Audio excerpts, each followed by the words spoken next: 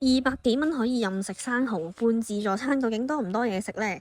今次我哋就去咗灣仔樂富特世紀酒店食晚市嘅半自助餐，兩個人呢就淨係揀咗一個有主菜嘅餐，因為嗰日呢差唔多8點先到，咁情況呢就好似你哋片段所睇到咁樣啦，都有依三文魚、芝士同埋生牛肉片嘅。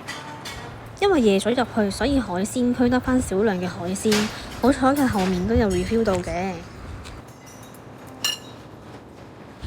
沙律區都有啲羅馬生菜、車厘茄同青瓜，啲菜都好新鮮嘅。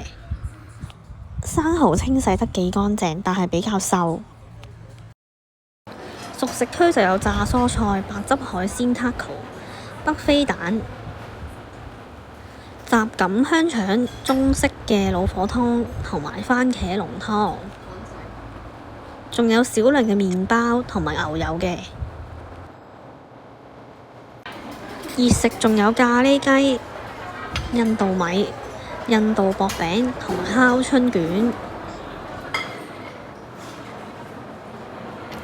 仲有西檸雞添。最驚喜嘅係仲有點心部，有珍珠雞同埋蝦餃燒賣。咖喱雞同凍蝦都好食。仲有壽司同埋刺身部，刺身呢就有三文魚、吞拿魚、希靈魚同赤蝦，啲刺身都好厚切同埋好夠油脂嘅。個主菜烤牛柳就麻麻地啦，比較韌。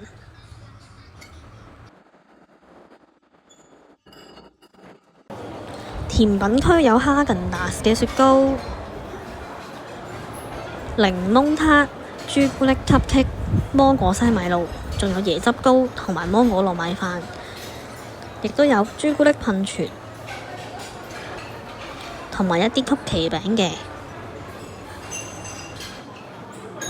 另一邊都有葡撻啦，同埋紫米露，仲有咁啱影唔到佢嘅 tiramisu，不過後面都有 keep 住 refill。tiramisu 就好好食，唔會太甜，亦都食到好濃嘅咖啡同埋芝士味，值得推薦。200幾蚊食到咁多嘢，我都滿意㗎啦〜